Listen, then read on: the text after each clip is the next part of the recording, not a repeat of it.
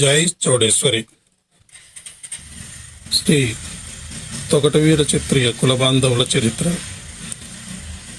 ఈ కథను గూగుల్ తల్లి సహాయంతో పురాణ ఇతిహాసాల నుంచి తీసుకున్నాను. కథనం మాటలు మాత్రం నేను రాశాను. చౌడేశ్వరి అమ్మవారిని ఇలవేల్పుగా కొల్చే తొగటవీర క్షత్రియుల వంశవృక్షం. ఈ తొగటవీరులకు శ్రీరాముడికి గల సంబంధం ఏమిటి అనే వాటి గురించి కూడా తెలుసుకుందాం.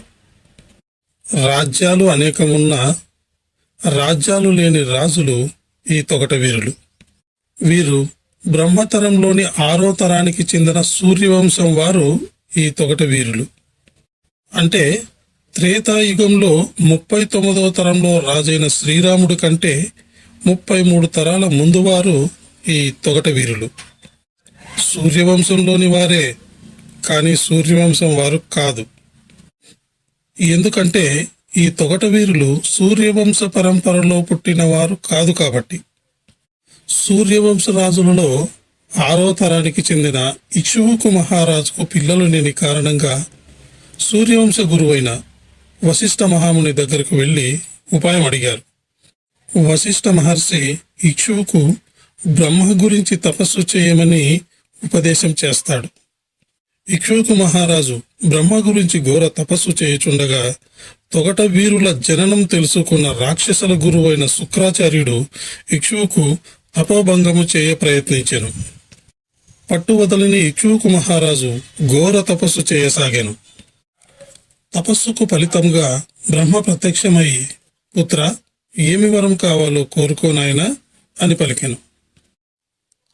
తపస్సు నుండి కళ్ళు తెరిచిన ఇక్ష్వాకు మహారాజు బ్రహ్మను చూసి, తాత, ఇన్ని సంవత్సరములైనను నాకు సంతాన భాగ్యం కలగలేదు. సూర్యవంశ వంశోద్ధారకుణ్ణి ప్రసాదించమని కోరుతున్నాను. బ్రహ్మ కళ్ళు మూసుకొని ఆలోచన చేయగా శుక్రాచార్యుడు ఆలోచనలో మిదిలి చిరుమందహాసము చేయసాగాను. అది గమనిస్తున్న ఇక్ష్వాకుడు తాత అని పిలిచెను.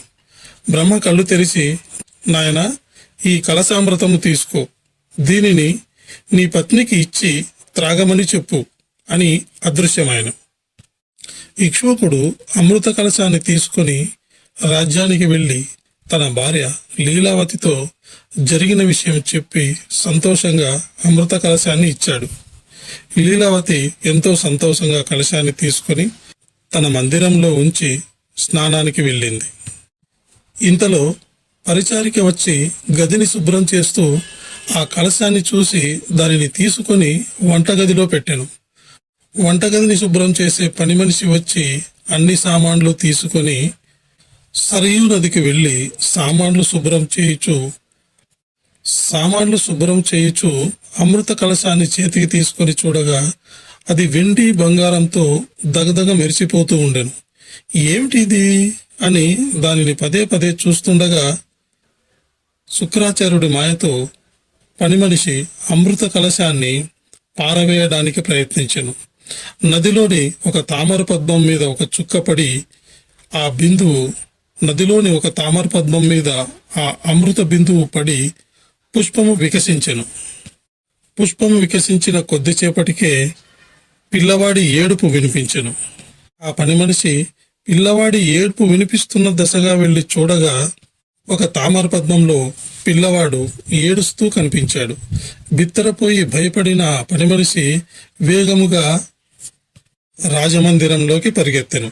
స్నానం ముగించుకుని వచ్చిన మహారాణి అమృత కలశము కోసం వెతుకుచుండగా పని మనిషి వేగముగా వచ్చి, సరయూ నదిలో పద్మంలో పిల్లవాడు ఏడుస్తున్నాడు మహారాణి అని చెప్పాను. భయంగా భయపడుతూ, సరయూ నదిలో పద్మంలో పిల్లవాడు ఏడుస్తున్నాడు మహారాణి అని చెప్పాను. అది విన్న మహారాజు మహారాణి నదికి వెళ్లి చూడగా నది మధ్యలో ఉన్న తామర పుష్పంలో ఒక బాలుడు నవ్వుతూ కనిపించెను. సమస్తము అర్థం చేసుకున్న మహారాజు బాలుని ఎత్తుకొని, మహారాణి, ఇదిగో ఈ బిడ్డడు, ఇక నుంచి నీ బిడ్డడు అని చేతికిచ్చెను. మహారాణి, పుత్రుల్లేని మనకు ఈ నదీమ తల్లి మనకిచ్చిన వరమనుకో, ఈ పిల్లవాడు తీసుకో మహారాణి. మహారాణి లీలావతి బిడ్డను మురిపంగా చూస్తూ, ఏమిటి స్వామి ఈ మాయ? సర్వము నీకు తొందరలోనే అవగతమవుతుంది మహారాణి. మహారాజు మహారాణి బిడ్డను తీసుకుని రాజ్యానికి వెళ్ళిరి. కొంతకాలం గడిచిన తరువాత బిడ్డకు నామకరణం చేయాలన్న తలంపుతో వశిష్ఠ మహామహర్షిని రమ్మని కబురు పంపిరి. బిడ్డను మహారాణి ఒక్క నిమిషం కూడా వదలకుండా అల్లారుముద్దుగా పెంచుతున్నది. వశిష్ఠ మహాముని వచ్చి బిడ్డను చూసి, ఇక్ష్వాకు మహారాజా, మహారాణి. ఇక్ష్వాకు మహారాజా, రాణి గర్భమున జనించవలసిన ఈ బిడ్డడు శుక్రాచార్యుడి మాయ వలన పుష్పంలో జనించెను. ఇతను మీ సూర్యవంశ ప్రతిష్టకు భంగము కలగకుండా అతనికి సంతానంగా భావించే 360 మంది మహాయోధుల వలన దేవతలకు సైతము ఔరా అనిపించేలా ఇనుమడింపజేయును. ఇతను పుష్పములో జనించెను కనుక ఇతనికి పుష్పాండుజుడు అనే నామము సరైనది మహారాజా అని వశిష్ఠుడు పలికెను. ఇక్ష్వాకు మహారాజు బిడ్డను తీసుకుని చెవిలో పుష్పాండజుడు, పుష్పాండజుడు, పుష్పాండజుడు అని 3 సార్లు పలికెను. బిడ్డను మహారాజు లీలావతి చేతిలోకి తీసుకుని, పుష్పాండజుడు పేరు చాలా బాగుంది స్వామి. తల్లి పిలుపులకు బిడ్డడు నవ్వుతూ కేరింతలు చేయసాగెను. వశిష్ఠ మహాముని ఇక్ష్వాకుని చూసి, ఇక్ష్వాక, బిడ్డడు వచ్చిన వేళ విశేషము మీ దంపతులకు అనతి కాలంలోనే మరొక సంతాన ప్రాప్తి ఉన్నది. ఇక్ష్వాకు మహారాజు లీలావతి అంతులేని ఆనందముతో వశిష్ఠ మహాముని ఆశీర్వాదము తీసుకునిరి. నేను వెళ్ళి వస్తాను మహారాజా అని చెప్పి వశిష్ఠ మహాముని వెళ్ళిపోయాను. పుష్పాండజుడు పెరిగి పెద్దవాడు అవుతూ విద్యాబుద్ధులలో అగ్రకన్యుడుగా రాణిస్తున్నాడు అని గురువులు చెప్పసాగిరి. పుష్పాండజుడు పెరిగి పెద్దవాడవుతూ విద్యాబుద్ధులలో అగ్రశ్రేణిగా నిలుస్తూ గురువుల చేత మెప్పు పొందసాగెను. రంజుడు అనే ఒక రాక్షసుడు రాక్షస గురువైన శుక్రాచార్యుడి దగ్గరికి వెళ్ళి, గురుదేవ, మనం దేవతలతో యుద్ధంలో గెలవాలంటే ఏం చేయాలి అని అడిగింది. అందుకు శుక్రాచార్యుడు బ్రహ్మ గురించి తపస్సు చేయమని రంజునికి చెప్పి పంపాను. రంజుడు అడవికి వెళ్ళి ఘోర తపస్సు చేయగా బ్రహ్మ ప్రత్యక్షమయ్యి, ఏ వివరం కావాలో కోరుకోనాయనా, దేవదానవులలో సాటి లేని మేటి అయిన పుత్రుని ప్రసాదించమని రంజుడు కోరాను. అందులకు బ్రహ్మ, మహిష అంటే గేదె, మహిషతో రమించడం వలన పుట్టే సంతానం అగ్రగణుడు కాగలడు అని చెప్పి అదృశ్యమైనాడు. అలా రంజుడు ఒక మహిషంతో రమించడం వలన పుట్టిన వాడే మహిషాసురుడు. అత్యంత శక్తివంతుడు, మనిషిగాను గేదెగాను రూపము మార్చగల మాయావి. అప్పటికే మరణించిన రంజుడు ఒకరోజు మాయారూపమును మహిషాసురుని దగ్గరకు వచ్చి, నాయనా మహిషాసుర, మనము దేవతలతో యుద్ధం గెలవాలంటే శివుడి అనుగ్రహం కావాలి. వెళ్ళి తపస్సు చేసి శివుడి అనుగ్రహాన్ని సంపాదించు నాయనా అని పంపించెను. మహిషాసురుడు శివుడి కోసం ఘోర తపస్సు చేయగా శివుడు ప్రత్యక్షమై, మహిషాసుర, ఏం వరం కావాలో కోరుకో నాయనా అని చెప్పాను. స్వామి, నాకు మరణం లేని వరం కావాలి అని కోరాను. మహిషాసుర, పుట్టినవాడు గిట్టక తప్పదు, గిట్టినవాడు పుట్టక తప్పదు అని చెప్పాను. ఆలోచనలో పడ్డ మహిషాసురుడు, అయితే స్వామి, మానవ దానవ దేవత కిన్నెర కింపురుష ప్రకృతి జల్ల విలయ రాయి రప్పలలో దేనితోనూ నాకు సావు లేకోకుండా వరమిమ్మని అడుగుతున్నాను స్వామి అని చెప్పాను. మానవ దానవ దేవతలలో స్త్రీ పురుషులు ఉంటారు కదా మహిషాసుర. మహిషాసురుడు బాగా ఆలోచించి, ఈ సృష్టిలో ఆడదాని ప్రాముఖ్యత అంతగా లేనందున స్వామి, ఒక ఆడదానితో తప్ప ఈ జగత్తులో మరే ఇతర మురములన నాకు మరం లేకుండా వరమీయమని మహిషాసురుడు చెప్పాను. బ్రహ్మదేవుడు తదాస్తు అని చెప్పి అదృశ్యమాయను. మాయారూపంలో ఉన్న రంజుడు మరణం లేని వరాన్ని పొంది వచ్చిన కుమారుడైన రంజుడును చూసి సంతోషంతో, మహిషా, మనము తక్షణమే అమరలోకంపై దండయాత్ర చేయవలను. ఆ ఇంద్రుడు నా ఓటమును చూసి నన్ను అవహేళన చేసినాడు అని చెప్పాను. అగ్నికి ఆజ్యము పోసినట్లు కోపగ్ధుతుడైన మహిషాసురుడు, తండ్రి, తక్షణమే అమరావతిని జయించి నీ పాదాల యందు ఉంచెదను అని చెప్పి ఇంద్రుడిపై యుద్ధము ప్రకటించెను. ఇంద్రుడికి మహిషాసుడికి జరిగిన ఘోర యుద్ధంలో ఇంద్రుడు పలాయనం చేసెను. మాయారూపమున ఉన్న రంజునకు మహిషాసుడు ఇంద్రలోక పట్టాభిషేకము చేసెను. పట్టాభిషిక్తుడైన రంజుడు మహిషాసురునితో, ఇంద్రలోకం ఒక్కటే కాదు కుమారా, త్రిమూర్తులను భూలోకమును కూడా జయించవలెను. మన రాక్షస సామ్రాజ్యము స్థాపించవలెను. ఇదే నా కోరిక అని చెప్పి రంజుడు మాయమైనాడు. తండ్రి గారు, మీ కోరిక తప్పక నెరవేర్చడా? ఎవరక్కడ? తక్షణమే త్రిమూర్తులపై యుద్ధ ప్రకటన చేయించుము. మీ కోరికను తప్పక నెరవేర్చద నాన్నగారు. భూలోకమున ఇక్ష్వాకు మహారాజుకు లీలావతికి కుక్షి అను పిల్లవాడు జన్మించెను. పుష్పాండజుడు విద్యాభ్యాసం ముగించుకొని వచ్చెను. పుష్పాండజుడును యువరాజుగా ప్రకటించవలెనని తగిన ముహూర్తం కొరకు వశిష్ఠ మహామునికి ఆహ్వానం పంపెను ఇక్ష్వాకు మహారాజు. ఇక్ష్వాకు మహారాజు లీలావతి దగ్గరకు వెళ్ళి పుష్పాండజుడును యువరాజుగా ప్రకటించే ఆలోచనను రాణి లీలావతికి చెప్పెను పుష్పాండజుడు. లీలావతి ఎంతో సంతోషించి, ప్రభు, పుష్పాండజుడు మనకు దేవుడిచ్చిన వరం. అతని రాక మూలంగానే మనకు సంతానము కలిగినది. అయినను ప్రభు, మనకు ప్రథమ పుత్రుడు పుష్పాండజుడే కదా, అతనిని యువరాజుగా చేయుట నాకు సంతోషమే ప్రభు. అంతలో ఒక భటుడు వచ్చి, ప్రభు, వశిష్ఠుల వారు వేచి ఉన్నారు ప్రభు అని చెప్పాను. రాణి లీలావతి, వెళ్ళండి ప్రభు, మంచి ముహూర్తం నిర్ణయించండి. ఇక్ష్వాకు మహారాజు ప్రభామందిరంలోకి ప్రవేశిస్తూ వశిష్ఠుల మహర్షుల వారికి ప్రణామాలు అంటూ కూర్చున్నాడు. ప్రభు, కుక్షి, పుష్పాండజుడు క్షేమమే కదా? అందరూ క్షేమముగానే ఉన్నారు మహర్షి. పుష్పాండజుడు యవన దశకు వచ్చాడు. అతనిని యువరాజుగా ప్రకటించవలనని తగిన ముహూర్తము కోసము మిమ్మల్ని ఆహ్వానించితిమి. వశిష్ఠుడు చాలా దీర్ఘాలోచనలో పడ్డాడు. ఇప్పుడు పుష్పాండజుడు యువరాజు అయిన తరువాత రాజు అగును. తరువాత వారి సంతానమే ఈ రాజ్యమునకు రాజులు కాగలరు. మరి సూర్యవంశం ఏమగును అని వశిష్ఠుడు ఆలోచిస్తూ ఉన్నాడు. ఒకవేళ పుష్పాండజుడే రాజు అయిన సూర్యవంశము పేరునే పుష్పాండజుడు వెలుగొందును. ఇతడు వరప్రసాది మాత్రమే, వంశపరంపరుడు కాదు. ఇక్ష్వాకు పుట్టిన వంశపారంపరుడు ఇప్పుడు కుక్షి. ఏమిటి ధర్మ సంకటం? నేనేమి చేయవలను?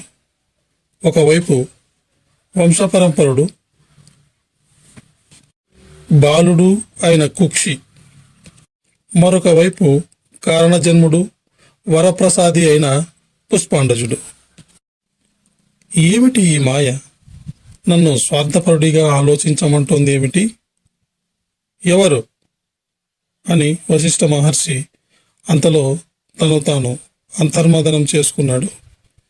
ఈ చిక్కుముడి వీడేదెలా? అంతలో పుష్పాండజుడు వారి ఇరువురు వద్దకు వచ్చి వశిష్ఠ మహర్షుల వారికి ప్రణామాలు. వశిష్ఠుడు ఒక్కసారిగా ఆలోచన నుండి తేరుకొని పుష్పాండజుడిని చూడగా సర్వము అవగతమైనది. ఒక్క నిమిషంలో ఎంత దారుణం జరిగి ఉండేది అనుకొనెను. రాజవంశం మీద ఉన్న వ్యామోహంతో నా నోరు అదుపు తప్పి ఉండేది. కాలక్రమమున ఎన్ని అవరోధములు వచ్చునో నేను ఒక సూర్యవంశ స్వార్థపరుడిగా యుగ యుగాన పేరు లిఖించబడి ఉండేది. ఎంత మాయ జరిగి ఉండేది! నా జ్ఞానవంతు ఏమైనది?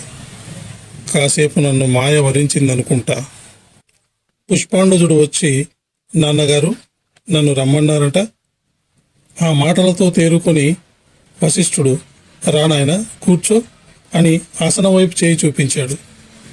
అంతలో ఇక్ష్వాకు మహర్షుల వారి వైపు చూసి, మహర్షుల వారు ఏదో దీర్ఘాలోచనలో ఉన్నట్లున్నారు. నా పుత్రుడిని దీవించనే లేదు ఇంతవరకు. వశిష్ఠ మహర్షి ఆలోచనలన్నీ తేలికవగా, నిజమే ఇక్షు మహారాజా. పుష్పాండజుడిని వైపు చూసి, నాయనా పుష్పాండజ, చాలా పెద్దవాడే అయ్యావు అనగానే పుష్పాండజుడు మహర్షికి పాదాభవందనం చేయగా వశిష్ఠుడు వారించి ఇష్టకామ్యార్థి సిద్ధురస్తు అని దీవించాడు. ఇక్షు మహారాజు, మహర్షి, మా పుష్పాండ యువరాజు పట్టాభిషేకమునకు ముహూర్తం కుదిరినదా? పుష్పాండజుడు ఇరువురు వైపు చూసి, నాకు యువరాజు పట్టాభిషేకం ఏమిటి నాన్నగారు? రాజవంశంలో ప్రథముడను యువరాజుగా ప్రకటించుట వారసత్వం కుమారా? పుష్పాండజుడి అంతరంగము గ్రహించిన వశిష్ఠుడు మౌనంగా చూస్తూ ఉన్నాడు. మన్నించండి నాన్నగారు, యువరాజు అయినా పట్టాభిషేకం అయినా తమ్ముడు కుక్షికే జరగవలెను. అతడికే వంశపారంపర హక్కు ఉన్నది. పెద్దవాడైన కొడుకు ఉండగా చిన్నవాడిని యువరాజుగా ఎలా చేస్తాను? ఇది ధర్మ విరుద్ధము అని ఇక్షు మహారాజు పలికెను. మీరు మాట్లాడదే వశిష్ఠ మహాముని. ఇక్షు మహారాజా, పుష్పాండజుడు వేదంగాలు చదివిన మహాజ్ఞాని, దైవవర ప్రసాది. అతని అంతరంగం ఏమిటో మనకు తెలియదు కదా నాన్నగారు. వశిష్ఠ మహర్షుల వారికి తెలియని అంతరంగము ఏమీనూ లేదు. రాజు, రాజ్యము, వంశ పరంపరలోని హక్కులు, అందుకు తమ్ముడు కుక్షి పూర్తి హక్కుదారుడు నాన్నగారు. ముహూర్త సమయము జాప్యము చేస్తున్నప్పుడే వశిష్ఠుల వారు మీకు ఆలోచింపచేసే సమయం ఇచ్చినాడు. నాన్నగారు, మీరు నన్ను యువరాజును చేయ ఆలోచన న్యాయసమ్మతమే కాని ధర్మసమ్మతము కాదు. నేను అడవులకు వెళ్ళి తపస్సు చేయ సంకల్పము ఉన్నది. సాయి చౌడేశ్వరి తొగటి వీర క్షత్రియ చరిత్ర 2వ భాగమునకు స్వాగతం. నన్ను యువరాజును చేయు ఆలోచన న్యాయసమ్మతమే కాని ధర్మసమ్మతము కాదు నాన్నగారు. నేను అడవులకు వెళ్ళి తపస్సు చేయ సంకల్పం ఉన్నది. ఇక్షు విచారవదనముతో మహర్షి వైపు చూసి, ఏమిటి మహర్షి ఇది? నా ఆశలు, కోరికలు కళ్ళలేనా? యువకుడైన పెద్ద కుమారుడు ఉండగా బాలుడైన కుక్షికి ఎలా యువరాజును చేస్తాను? చెప్పండి మహర్షి. ఇక్షు మహారాజా, దైవవర ప్రసాది అయిన పుష్పాండజుడి అంతరంగం మీ ప్రేమ ఆప్యాయతతో గ్రహించలేకపోతున్నారు. కలంకము లేని వంశప్రతిష్ఠ కోసమే అతడి ఆరాటం. పుష్పాండజుడు రాజు అయిన తర్వాత అతడి కుమారులే కదా రాజులు అవుతారు. మరి కుక్షి ఈ రాజ్యములకు ఏమవుతాడు? పుష్పాండజుడిని యువరాజులు చేస్తే సూర్యవంశము కలంకము చెందును. సూర్యచంద్రాదులు ఉన్నంత వరకు ఆ కలంకము మాసిపోవునా? అందుకే ఈ కఠిన నిర్ణయం తీసుకున్నాడు పుష్పాండజుడు. తపస్సు అనంతరము రాజ్య సంరక్షకుడిగా మీకు సేవలు అందిస్తాడు. త్వరలో జరగబో ఒక దైవ కార్యమునకు వరప్రసాది ఇతడు. అంతేనా పుష్పాండజ అని పుష్పాండుడి వైపు చూసినాడు వశిష్ఠ మహర్షి. పుష్పాండజుడు మహర్షితో, సర్వము ఎరిగిన మహర్షులు మీరు. నాన్నగారు, నేను ఏదైనా తప్పుగా మాట్లాడి ఉంటే మన్నించండి అని పాదాల చెంతకు చేరుతుండగా ఇక్షు ఆనంద బాష్పములతో, నాయనా పుష్పాండజ, నీ లోకనీతికి ధర్మనీతికి ఎంతో ఎత్తున ఎదిగిన నువ్వు నా బిడ్డడు కావడం నాకు ఎంతో గొప్ప వరంగా ఉంది నాయన. నాన్నగారు, నేను రేపు నల్లమల అడవులకు వెళ్తున్నాను. తపస్సు ముగించుకొని తొందరలోనే తిరిగి వస్తాను. నన్ను ఆశీర్వదించండి. శుభం. క్షేమంగా వెళ్ళిరా నాయన. మహర్షి, బిడ్డను ఆశీర్వదించండి. మహర్షి పుష్పాండుజుడి తల మీద చెయ్యి వేసి, ఇష్టకామ్యాస్తి సిద్ధిరస్తు, జయంతో తిరిగిరా నాయన అని ఆశీర్వదించాను. ఇంద్రుని జయించిన మహిషాసురుడు భూలోక ప్రాణం చేయుచుండగా కాత్యాయనుడి ఆశ్రమంలో ఒక స్త్రీని చూసి వ్యామోహంతో దగ్గరకు రాగా అతను స్త్రీ రూపధారి అయిన కాత్యాయన మహర్షి శిష్యుడు. ఏమిరా, నువ్వు అచ్చు స్త్రీ మాదిరిగానే ఉన్నావు అని వేధించసాగెను మహిషాసురుడు. అది చూసిన కాత్యాయనుడు ఆవేశంతో మహిషాసురుడి దగ్గరకు వచ్చి, ఓరి మహిషాసుర, నా శిష్యుడినే వేధిస్తున్న నీవు గత 2 జన్మల నుంచి శ్రీమూర్తి చేతనే వధింపబడుతున్నావు. ఇప్పుడు కూడా అదే శ్రీమూర్తి చేతిలోనే మరణించదవుగాక అని శపించాను. అంతలో మహిషాసుర ప్రియ శిష్యుడు శిష్యారకుడు వచ్చి, ప్రభు, మీరు తొందరగా దేవలోకం రావలను అని మహిషాసురుడిని తీసుకొని పోయాను. మహిషాసురుడు రాజదర్పంగా వెళ్లి ఇంద్రుడి సింహాసనం మీద కూర్చుని, చిచ్చారక, నన్ను ఇంత తొందరగా తీసుకురాగల కారణం? ప్రభు, త్రిమూర్తుల మీద యుద్ధమునకు శుక్రాచార్యుల వారు ముహూర్తము నిర్ణయించారు ప్రభు. మంచి వార్త చెబితివిరా చిచ్చారక, రాక్షస రాజుల త్రిలోకాధిపత్యం. ఇది మా తండ్రి గారు అడిగిన చివరి కోరిక. అందరినీ యుద్ధానికి సిద్ధం చేయండి. చిచ్చారక, త్రిపురాసురులకు కూడా తెలియచేయండి. దేవుళ్లకు రాక్షసులకు జరిగే చివరి యుద్ధం ఇదే కావాలి. ఏక సమయమున త్రిమూర్తుల మీద యుద్ధము చేయవలెను. ఒక జట్టుకు నేను, ఒక జట్టుకు నువ్వు, మరొక జట్టుకు త్రిపురాసురులు. త్రిపురాసులు అనగా తారాక్షుడు, కమలాక్షుడు, విద్యున్మాలి. వీరు ముగ్గురు అన్నదమ్ములు. వీరు బ్రహ్మ కోసం తపస్సు చేసి అంతరిక్షమున బంగారు, వెండి, రాగి అను 3 లోహములతో నగరాలు నిర్మించి ఇమ్మని బ్రహ్మను కోరినారు. బ్రహ్మ వారి వరమునకు మెచ్చి బంగారు, వెండి, రాగి 3 లోహములతో అంతరిక్షమును 3 నగరాలు నిర్మించి 1000 సంవత్సరములకు ఒకసారి కలుసుకునేట్లు చేసెను. అలా 3 పురాలు ఏకతాటిపై ఉన్నప్పుడు ఒక్క గడియలో మాత్రమే వాటిని జయించగలరు అని చెప్పి అదృశ్యమాయను. అప్పటి నుంచి త్రిపురాసురులు ఆకాశంలో వెళ్ళు దేవతలను హింసించసాగిరి. మానవులు, దేవతలు అన్న వారికి నచ్చదు. రాక్షసులు 3 లోకాలపై బడి విధ్వంసము చేయసాగిరి. దేవదానవ సంగ్రామము భయంకరముగా జరుగుతున్నది. పుష్పాండజుడు నల్లమలలోని అడవిలో అమ్మవారి కోసం తపస్సు చేయసాగాను. చిచారకుడు తన సైన్యంతో శివలోకం మీదకి దండెత్తి వెళ్ళాను. శివభటులతో పోరాటము చేయసాగాను. మహిషాసురుడు బ్రహ్మలోకంపై దండయాత్ర ప్రారంభించెను. అనతి కాలంలోనే బ్రహ్మలోక భటులను జయించి బ్రహ్మలోకమును సొంతము చేసుకున్న మహిషాసురుడు శివ సైన్యంతో పోరాడి గెలవలేని మహిషాసుర శిష్యుడు శిచారకుడు శివ సైనికుల చేతిలో మరణించెను. మహిషాసురుడు విష్ణులోకమునకు బయలుదేరాను. రాక్షస భటులు విష్ణు భక్తుల మీదికి పోరాటముకు వెళ్ళేది, కాని అక్కడ వారు లేరు. మరొక చోట కనిపించిరి. రాక్షస భటులు అటువైపు పరిగెత్తసాగిరి, అక్కడనూ లేరు.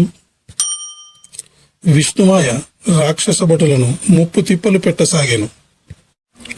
ఒక భటుడు మహిషాసురుని దగ్గరకు వచ్చి, ప్రభు, విష్ణుమాయకు ఎవరిని వధించలేకపోతున్నాము అని చెప్పాను. ఇక్కడ ఉంటే అక్కడ, అక్కడ ఉంటే ఇక్కడ, మనిషి దొరకడం లేదు ప్రభు. కోపోద్ధతుడైన మహిషాసురుడు, విష్ణుదేవా, నీ మాయలు నా దగ్గర సాగవు అని చెయ్యి పైకెత్తి విష్ణుమాయను తీసివేశెను. రాక్షస భటులు విజృంభించిరి. విష్ణుభటులు భీకర పోరు చేయసాగిరి. మహిషాసురుడు అందిన వారిని అందినట్లు వధించసాగాను. నెలలు గడుస్తున్నాయి. విష్ణువు మహిషాసుర ఆగడాలను చూస్తూ సమయం కోసం ఎదురు చూడసాగాను. చిచారకుడు మరణించారన్న వార్త తెలుసుకున్న మహిషాసురుడు మరింత బాధ, కోపముతో అనతి కాలంలోనే విష్ణులోకమును జయించెను. ఘోర తపస్సు చేస్తున్న పుష్పాండజుడి తపస్సుకు మెచ్చి అమ్మవారు ప్రత్యక్షమై, పుష్పాండజ, నీ తపస్సుకు సంతసించితి నాయన, ఏం వరం కావాలో కోరుకో. అమ్మ జగజ్జనని, నీ దర్శనమే నాకు మహాభాగ్యం. ఇంతకంటే నాకు ఏం వరం కావాలి తల్లి? పుష్పాండజ, నీ నిస్వార్థ కోరికకు సంతసించితి నాయన. ఇవిగో ఈ అక్షితలు తీసుకో నాయన. ఒక శుభదినమున మహాయాగము చేసి ఈ అక్షితలు అందులో వేయము. భగభగమండే ఆ అగ్నిగుండము నుంచి 360 మంది మహాయోధాను యోధులు వచ్చెదరు. వారు నీ వారసులై దేవుళ్లకు సైతము సహాయము చేయగల వీరాది వీరులు అవుతారు. వీరచిత్రియులుగా పిలువబడి నీ జన్మకు సార్థకత కలిగించెదరు. హస్తకళా నైపుణ్యముతో ప్రపంచాన పేరు ప్రఖ్యాతలు పొందెదరు. పుష్పాండజుడు అక్షితలు తీసుకుని కళ్ళకద్దుకుని, మహాప్రసాదం తల్లి, వైకుంఠమును జయించిన మహిషాసురుడు అదే ఉత్సాహముతో కైలాసము చేరెను. శివభటులు త్రిశూలమును ఆయుధముగా చేసుకుని రాక్షస భటులను చీల్చి చెండాడసాగిరి. రాక్షస భటులు ఆహాకారాలు చేయుచు మరణించసాగిరి. మహిషాసురుడు యుద్ధరంగమున తన భటులు మరణించుట చూసి ఆవేశముతో త్రిపురాసులారా అని గట్టిగా పిలిచెను.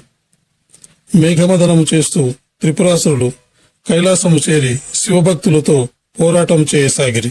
త్రిపురాసురులు మేఘాలతో కలిసిపోయి శివభక్తులకు కనిపించకుండా చాటుగా శివభక్తులను వధించసాగిరి. భీకర యుద్ధము చేస్తున్న త్రిపురాసురులతో నంది, త్రిపురాసురులారా, మీరు కైలాస వీరులను వధించుట నేరము. దీనికి మూల్యం తప్పక చెల్లించవలెను. ఆ మాటలకు మహిషాసురుడు నందితో, పిరికి మాటలు మాట్లాడదవెందుకురా పశువా, నేను జాతి పశువునురా దున్నా, నీలా సంకరమును పుట్టిన దున్నను కాదురా మహిషాసురా అని నంది అనగానే మహిషాసురుడు దున్నగా మారి నందిపై దూకెను. ఇటు దున్న అటు ఎద్దు ఇద్దరు పశువులుగా మారి పోరాటం చేయసాగిరి. అటు త్రిపురాసురులు రాక్షస భటులు శివభటులను వధించసాగిరి. ఇలా ఇద్దరి మధ్య కొన్ని నెలలుగా జరిగిన ఘోర పోరాటములో మహిషాసురుడు కైలాసమును జయించెను. రాక్షసులు విజయ గర్వంతో ఆహాకారాలు చేయుచుండిరి. త్రిమూర్తులందరూ ఒక చోట చేరియుండగా ఇంద్రుడు వచ్చి త్రిమూర్తులకు అభివాదములు. విధాత, కైలాసవాస, నారాయణ, ఈ మహిషాసురుడి ఆగడాలకు అంతులేదా? ముగింపు ఎప్పుడు స్వామి? రాక్షసులు దేవలోక పరిపాలన చేస్తే భూలోకవాసుల సంగతి ఏమిటి స్వామి? మీరైనా చెప్పండి విధాత. దేవేంద్ర, మహిషాసురుడు దేవలోకమును జయించాలన్న ఆలోచన వచ్చినప్పుడే అతడి మరణము నిర్ణయమైనది. మహిషాసురుడు భూలోకవాసులపై అఘాయిత్యాలు చేయుట మొదలగును. అదే అతడి మరణానికి మార్గం. శ్రీహరి, కైలాసవాస, మీ విధులు మీరు నిర్వర్తించండి అని బ్రహ్మ చెప్పాను. శ్రీహరి, విధాత మాటల్లోని ఆంతర్యం ఏమిటి? శ్రీహరి శంకరుడితో, శంకర, అమ్మవారు చౌడేశ్వరి రూపమున దుర్గామాతగా అవతరించు సమయము ఆసన్నమైనది. ఇంద్ర, భూలోకమున మహాసంగ్రామం జరుగు సమయమున నీ ఇంద్రమాయతో మానవులకు సహాయం చేయవలెను. శంకర, బ్రహ్మవరము పొందిన మహిషాసురుడు అంత తేలికగా మరణించడు. అవసరం అయినప్పుడు అతడు శంభరీ విద్యను ప్రదర్శించును. కాని దాని మానవులు తేలికగా జయితురు. నల్లమలలో తపస్సు ముగించుకుని దగ్గరలోని నందవరం చేరిన పుష్పాండజుడు అక్కడి ప్రజలు భయభ్రాంతులతో జీవించుచుండిరి అని అర్థమైనది. పుష్పాండజుడు నేరుగా అమ్మ చౌడేశ్వరీ దేవి గుడిలోకి వెళ్లి పూజ ముగించుకుని బయటకు వచ్చిన పిదప పుష్పాండజుడికి సర్వము అవగతమైనది. తాటకి అనే రాక్షసి ఆ రాజ్యమున ప్రజలను చంపుతూ హింసిస్తూ ఉండసాగెను అని పుష్పాండజుడికి అర్థమైనది. జై చౌడేశ్వరి. తొకటవీర క్షత్రియ కులచరిత్ర 3వ భాగానికి స్వాగతం. తాటకి అను రాక్షసి ఆ రాజ్యమున ప్రజలను హింసిస్తూ చంపుతూ ఉండసాగెను అని పుష్పాండజుడికి అర్థమైనది. తాటకి యక్షరాజైన సహేతుడి కూతురు. అగస్త్యముని శాపమున రాక్షసిగా మారి ప్రజలను హింసిస్తూ యజ్ఞ యాగములు జరగనీయకుండా చేయసాగెను. అగస్త్య మహాముని శాపమున తాటకి రాక్షసిగా మారి ప్రజలను ఎన్ని బాధలకు గురి చేయుచున్నదో తెలిసినది.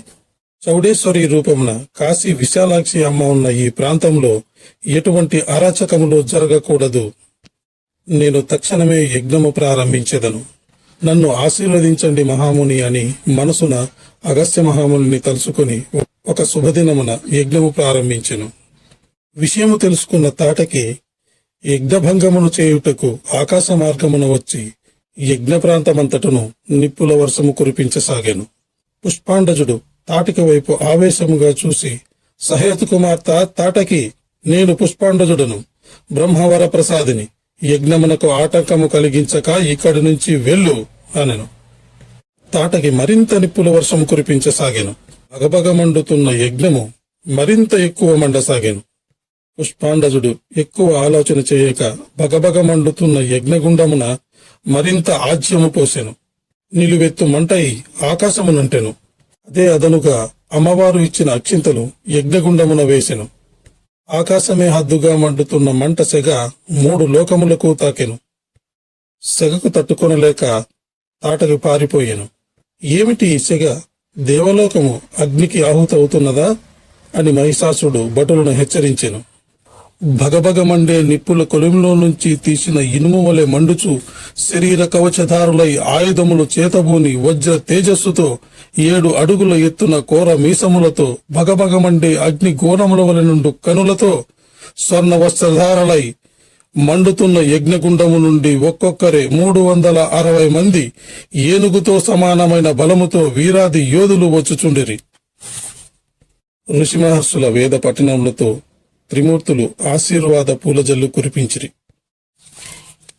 ఋషిమహర్షులందరూ వీరచిత్రియులను ఆశీర్వదించి, ఓ వీరచిత్రియులారా, అమ్మవారి వరప్రసాదమున యజ్ఞగుండమున జనించిన మీరు వీరాది వీరులై యోధాను యోధులై తొగట వీరచిత్రియ నామముతో వర్ధిల్లుదురుగాక.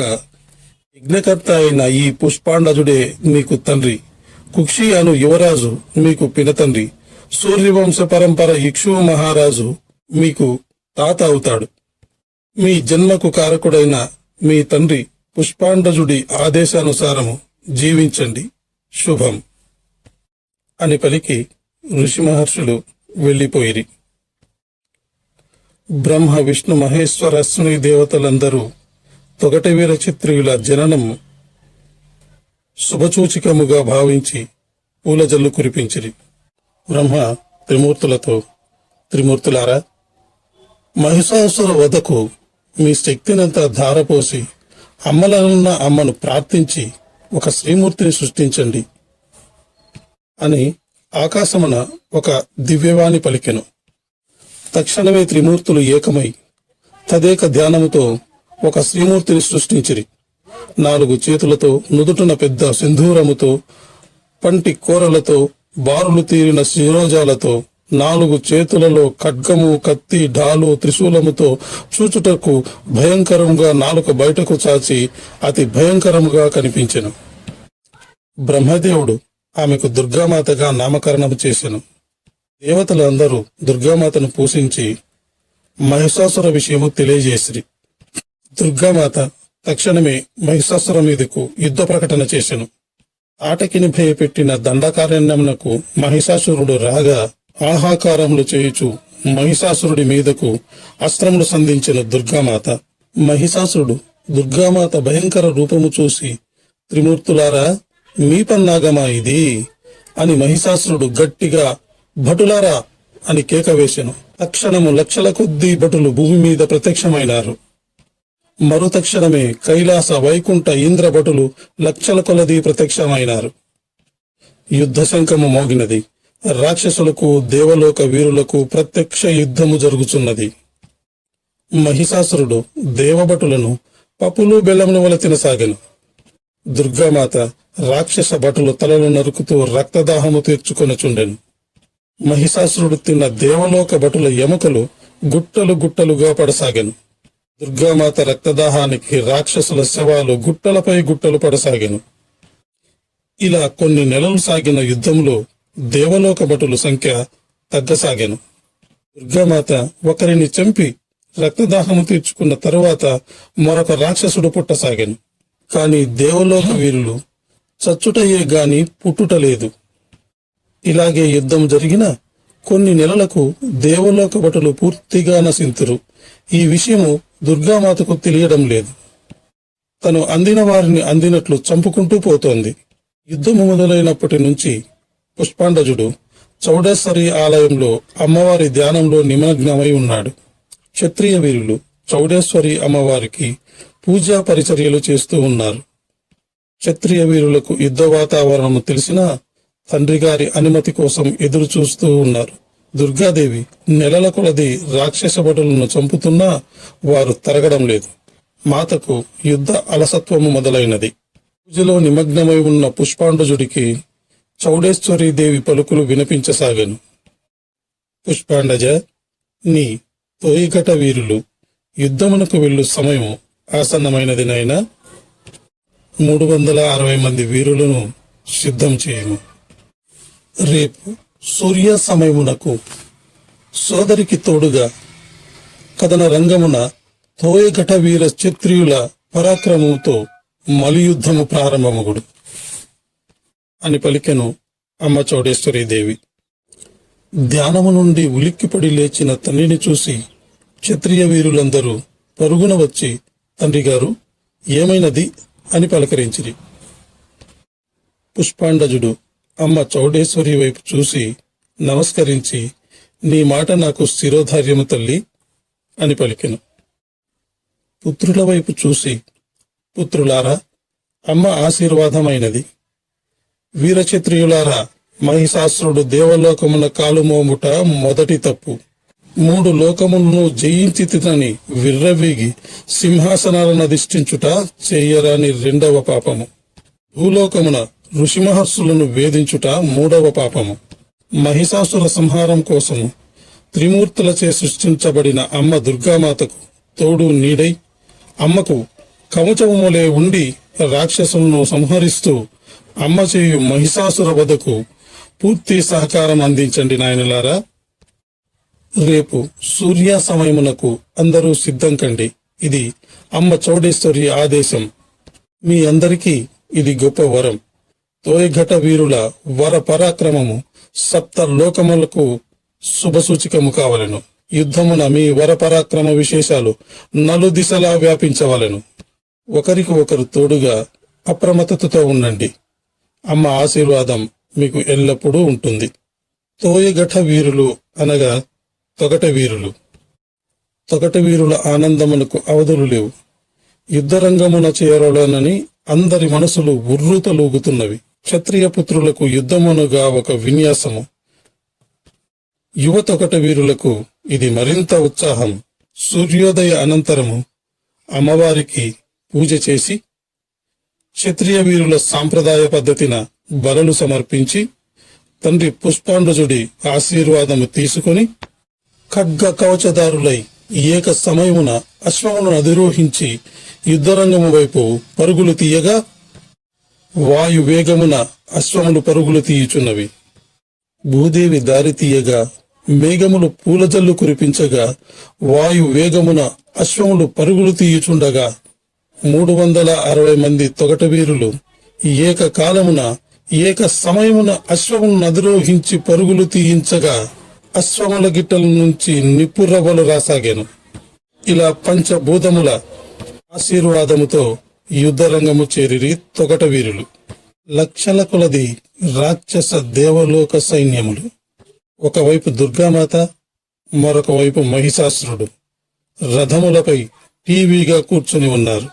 అమ్మ దుర్గామాతకు నమస్కరించి మరొక వైపు మహిషాసురుడిని చూసి వరలోని కత్తులు చేతబూని 360 మంది తొగట వీర క్షత్రియులు జై దుర్గా భవాని అని ఏక కంఠమున పలికిరి. ఆ అరుపులు వాయు వేగమున రాక్షసుల చెవిలో దూరి భయభ్రాంతులకు గురి చేసెను. మహిషాసురుడి రథములకు కట్టిన అశ్వములు భయపడి ముందర కాళ్ళు 2 పైకి లేపి సకిలించెను. ప్రారంభ యుద్ధ శంఖము మోగినది. వాయు వేగమున యుద్ధరంగములోకి అశ్వములను పరుగులు తీయించిరి తొగట వీరులు. ఒక్కొక్క వీరుడు తన కరవాలముతో రాక్షసులను ఊచకోత కోయసాగిరి. శవాలు గుట్టలు గుట్టలుగా పడసాగను. 360 మంది క్షత్రియ వీరులు వెనుదిరగకుండా రాక్షస వధ చేయసాగిరి. ఒక్కొక్క వీరుడు 10 అడుగుల ఎత్తుతో 5 అడుగుల కరవాలము చేతబూని ఏటుకు 10 మంది రాక్షసులను వధిస్తూ వీర విహారము చేయుచు సమయము ఎరగక పోరాడుతున్నారు. 360 మంది తొగట వీరులు ఒకే రేఖపై యుద్ధము చేయుచు ముందుకు వెళుతున్నారు. వేల మంది రాక్షసులు నేల కొరుగుతున్నారు. మహిషాసురుడు క్షత్రియ వీరుల యుద్ధ విన్యాసము చూసి తాను శత్రువునున్న సంగతి మరచి, ఆహా, ఏమిరా మీ యుద్ధ విన్యాసము, చూచుటకు బహు ముచ్చటగా ఉన్నది అనుకొనెను. యుద్ధ నియమములు పాటించిన ఎడల వీరిని మట్టుబెట్టుట అసంభవము. రాక్షస వీరులారా, ఏకతాటిపై వస్తున్న ఆ శత్రుముఖలను చుట్టుముట్టండి అని పలికెను మహిషాసురుడు. రాక్షస వీరులు క్షత్రియ వీరులను చుట్టుముట్టడానికి ప్రయత్నించగా క్షత్రియ వీరులు తెలివిగా గోళాకారముగా మారి ఎదురు వచ్చిన రాక్షసులను వధించసాగిరి. భీకర యుద్ధము, రక్తము ఏరులై పారుచున్నది. తెగిన రాక్షసుల తలలు గుట్టలు గుట్టలుగా పడి ఉన్నవి. సాయంకాల సమయము కావస్తున్నది. యుద్ధ సమాప్తి శంఖము మోగెను. శంఖము శబ్దము విని తేరుకున్న తొగట వీరు క్షత్రియులు వెనుదిరిగి చూడగా రాక్షసుల శవాలు, తలలు, మండాలు గుట్టలు గుట్టలుగా పడి ఉన్నవి. సూర్యుడు అస్తమించసాగెను. వీర క్షత్రియులు తండ్రి పుష్పాండుజుడి దగ్గరకు వచ్చి నమస్కరించిరి. పుత్రులారా, మీ యుద్ధ విన్యాసము చూచుటకు 2 కనులు చాలలేదు. మహిషాసురుడే మీరు శత్రువులన్న సంగతి మరచి మనసున మిమ్మల్ని ప్రశంసించి అభినందించినాడు. శుభమస్తు పుత్రులారా. మరుసటి రోజు ఉదయాన్నే క్షత్రియ వీరులు అశ్వములను అధిరోహించి వెళుతుండగా అందరి మనసున ఒకే ఆలోచన. నిన్నటి రోజు దాదాపు 25,000 మంది రాక్షసులను వధించాము. ఇదే ఉత్సాహముతో పోరాడితే కొద్ది రోజులలోనే యుద్ధము సమాప్తి అగును అనుకొనుచుండిరి. యుద్ధరంగములో చేరి చూడగా ఆశ్చర్యం కలిగినది. నిన్నటి రోజు ఎంతమంది రాక్షసులు ఉన్నారో ఇప్పుడు అంతేమంది ఉన్నారు. అందరూ ఒకరినొకరు చూసుకుని, ఏమిటి ఈ మాయ, మనము వధించిన రాక్షసులతో పోలిస్తే సంఖ్య తగ్గవలను కదా అని అనుకొనుచుండిరి. అంటే చచ్చిన వాళ్ళు మరలా బ్రతికి వస్తున్నారన్నమాట అనుకొనుచుండగా క్షత్రియులలో పెద్దవాడు, సోదరులారా, ఇది రాక్షసమాయ. ఈరోజు యుద్ధమున ఎవరి తలలో వధించకండి, కాళ్ళు చేతులు మాత్రమే వధించండి. వారు మరలా ఎలా యుద్ధము చేయుదురో చూచెదము. ఆ రాక్షసులు తెగిన కాళ్ళు చేతులతో ఎలా యుద్ధము చేయుదురో చూచెదము. దుర్గామాతకు నమస్కరించి ముందు వరుసలో నిలుచుండిరి వీర క్షత్రియులందరూ. అందరికీ నమస్కారం. జై చౌడేశ్వరి. తొగట వీర క్షత్రియ చరిత్ర 4వ భాగానికి స్వాగతం. సోదరులారా, ఇది రాక్షసమాయ. ఈరోజు యుద్ధమున ఎవరి తలలో వధించకండి, కాళ్ళు చేతులు మాత్రమే వధించండి. మరల వారు ఎలా యుద్ధము చేయుదరో చూసేద్దాం. దుర్గామాతకి నమస్కరించి ముందు వరుసలో నిల్చుండిరి. యుద్ధ శంఖము మోగినది. నిన్నటి కన్నా పెక్కు ఉత్సాహంతో రాక్షసుల కాళ్ళు చేతులు నరకసాగిరి. క్షత్రియులు విచిత్ర వైఖరికి రాక్షసులు భయపడసాగిరి. కొంతమంది భయపడి పరుగులు తీయసాగిరి. అయినను వదలని క్షత్రియ వీరులు రాక్షసుల కాళ్ళు చేతులు వధించసాగిరి. క్షత్రియ వీరుల అంతరంగం అర్థం చేసుకున్న మహిషాసురుడు క్షత్రియుల మీదికి మాయాబాణములు వేయసాగెను. దుర్గామాత వాటికి విరుగుడు బాణములు వేయసాగెను. వీరులు మాత్రం రాక్షసుల కాళ్ళు చేతులు వధిస్తూనే ఉన్నారు. ఇలా నెలల తరబడి యుద్ధము చేయగా రాక్షస భటులు అంతరించసాగిరి. వీరులు రెట్టించిన ఉత్సాహంతో యుద్ధము చేయసాగిరి. మహిషాసురుడు ప్రత్యక్ష పోరాటము కొరకు రణరంగమందు కాలు మోపెను. దేవలోక భటులను వధిస్తూ ముందుకు సాగుచుండెను. ఇలా కొన్ని నెలలు యుద్ధము జరిగిన పిదప రాక్షస వీరులు దాదాపు అంతరించసాగిరి. మిగిలినది మహిషాసురుడు మాత్రమే. రేపటితో మహిషాసుర వధ ఖాయం అనుకున్నారు తొగట వీరులందరూ. 360 మంది క్షత్రియ వీరులు అమ్మ దుర్గామాత దగ్గరకు వెళ్లి, మాతా దుర్గాభవాని, మహిషాసుర వధ సమయము ఆసన్నమైనది తల్లి అని వేడుకునిరి. అమ్మ దుర్గామాత మహిషాసుర అవతారము దాల్చి 4 చేతులలో ఆయుధములు చేతబట్టి ఒక్క వేటుతో మహిషాసుర తల ఎగిరిపడెను. మొండెం నుండి రక్తం ప్రవహిస్తూ నేల కొరిగెను మహిషాసురుడు. మహిషాసురుడు మరణించినది తెలిసిన రాక్షస భటులు పారిపోసాగిరి. క్షత్రియ వీరులు దుర్గామాతకు జేజేలు పలకసాగిరి. వీరుల జేజేలు శబ్దము కన్నా పెక్కు శబ్దముతో ఒక భయంకరమైన నవ్వు రణరంగమున వినిపించసాగిన.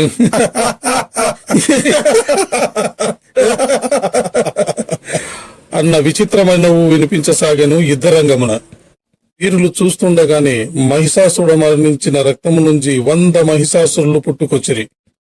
యుద్ధమునకు కవ్వించే పలుకులు పలుకుతూ 100 మంది మహిషాసురులు ముందుకు రాసాగిరి.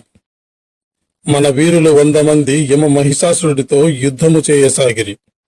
మహిషాసురుడు తనకు తెలిసిన శంభరీ విద్య ద్వారా పెక్కు మహిషాసురులను పుట్టించి యుద్ధము చేయసాగెను. సాయంకాల సమయమవుతుండగా ఆ రోజు యుద్ధము ముగిసినది. యుద్ధము నుండి వచ్చిన పుత్రుల మోమును చూసిన పుష్పాండజుడు, పుత్రులారా, అధైర్యపడకండి. మహిషాసురుడు శంభరీ విద్యను అభ్యసించాడు. అతడి ఒక్క రక్తపు బొట్టు నీల మీద పడిన ఎడల 100 మంది మహిషాసురులు ఉద్భవించెదరు. అదే శంభరీ విద్య యొక్క సారాంశం. భయపడకండి. ప్రతి మంత్ర విద్యకు ఒక విరుగుడు ఉంటుంది, ఉపాయము ఉంటుంది. కుమారులారా, క్షత్రియులు వీరోచితముగా పోరాటము చేయువారే కాదు, సమస్యను తెలివిగా సూక్ష్మ బుద్ధితో పరిష్కారము చేయువారై ఉండవలెను అని చెప్పెను పుష్పాండజుడు. వీరులకు ఈ సమస్య అంతా అగమ్యగోచరముగా కనిపించుచున్నది. మరుసటి రోజు వీరులందరూ యుద్ధములకు వెళ్లి అమ్మవారితో కలిసి మాయా మహిషాసురులతో యుద్ధము చేయసాగిరి. అమ్మ దుర్గామాత మాయా మహిషాసురులను వధించసాగెను. ఒకరు చనిపోతే 100 మంది వస్తున్నారు. ఇలా లక్షల మహిషాసురుల సైన్యము ఏర్పడుచున్నది. ఇలా కొన్ని సంవత్సరములు దుర్గామాత మాయా మహిషాసురుల సైన్యముతో యుద్ధము చేయసాగెను. ఏమీ దిక్కుతెలియని పరిస్థితి క్షత్రియ వీరులది. ఇలా ఎన్ని సంవత్సరములు? ఈ యుద్ధమునకు అంతం లేదా? ఒకవైపు మాయా మహిషాసురులు, అంతే సంఖ్యలో మాయా దున్నలు రణరంగమంతా వారే కనిపిస్తున్నారు. వారితో పోల్చుకుంటే మన సంఖ్య అత్యంత స్వల్పము. అమ్మవారు కూడా అలసిపోతున్నారు. ఒక్క చుక్క మహిషాసుర రక్తము భూమి మీద పడితే 100 మంది పుట్టుకొస్తున్నారు. ఆ శంభరీ విద్య అంత బలమైనదా? 360 మంది తొగట వీరులలో చిన్నవాడైన ఒక వీరుడు, అగ్రజులారా, మన్నించవలెను. మీరు ఇందరు ఉండగా నేను మాట్లాడుతున్నందుకు. మహిషాసుర రక్తము ఒక్క చుక్క భూమి మీద పడిన పిదప కదా 100 మంది పుట్టుకొస్తున్నారు, పుట్టలోని చెదలు వలె. ఆ రక్తపు బొట్టు కింద పడకుండా చేసిన ఎడల మరలా పుట్టరు కదా. చెదలు చలిచీమల చేతిలో చిక్కి చచ్చినట్లు చచ్చెదరు. మీ ఉపాయము మొదటలో అయితే సమంజసముగానే ఉండేది తమ్ముడు గారు. ఇప్పుడు చూస్తున్నారు కదా, రణరంగమంతా రాక్షసులే ఉన్నారు. ఇది సాధ్యమగునా? మన్నించాలి. అగ్రజులు అనుకుంటే సాధ్యపడుతుంది. మీ ఉపాయం ఏమిటో చెప్పండి తమ్ముడు గారు. అది సమంజసముగా ఉంటే తప్పక పాటించేదాం. అగ్రజులారా, మన పుణ్యమాత శ్రీ చౌడేశ్వరీదేవి వల్ల అవుతుంది. అందుకు అమ్మ అనుగ్రహం కావాలి. అమ్మవారి వాహనం సింహం. మహిషాసురుడు ఎలా మాయ చేస్తున్నాడో మనము కూడా మాయను మాయతోనే జనించవలను. అమ్మవారి అనుజ్ఞ అయితే అమ్మవారి వాహనమైన సింహం నాలుకను మాయా రూపమున యుద్ధభూమి మీద చాపవలే పరచవలను. సింహం పచ్చి మాంస భక్షకుడు కనుక మాయా మహిషాసుల వధ జరుగుతున్నప్పుడు ప్రతి రక్తపు బొట్టు సింహం నాలుకపై పడును. కనుక మరలా మహిషాసులు పుట్టే అవకాశమే ఉండదు. అమ్మవారి వాహనానికి దాహతి తీర్చినట్లు అవుతుంది. కొద్ది రోజులలోనే ఆ లక్షల మహిషాసులను అంతం చేయవచ్చు. 360 మంది క్షత్రియులలో చివరివాడు అన్నాడు. తమ్ముడు గారు, మీ ఆలోచన సమంజసముగా ఉన్నది. మాయను మాయతోనే జయించవలెను. ఈ విషయము తండ్రి గారితో మాట్లాడి అమ్మ చౌడేశ్వరి మాతను సహాయం చేయమని వేడుకొనేదము. రండి, తండ్రి గారి దగ్గరకు వెళదాం. పుష్పాండజుడు తన కుటీరంలో అమ్మవారికి పూజ చేస్తూ ఉంటాడు. పూజ అనంతరము అమ్మవారికి హారతి ఇచ్చి అప్పుడే ఇచ్చిన కుమారులందరికీ, మీరందరూ కూడా హారతి తీసుకోండి నాయనలారా. పుత్రులందరూ హారతి తీసుకొని తండ్రి దగ్గరకు వస్తారు. అలా దిగులుగా ఉన్నారేమిటి నాయన, ఏమైనా మాట్లాడాలనుకుంటున్నారా అన్నాడు పుష్పాండజుడు. అందరిలో పెద్దవాడు, తండ్రి గారు, మమ్మల్ని మన్నించండి, మేము అందరము మీతో మాట్లాడాలని వచ్చాము.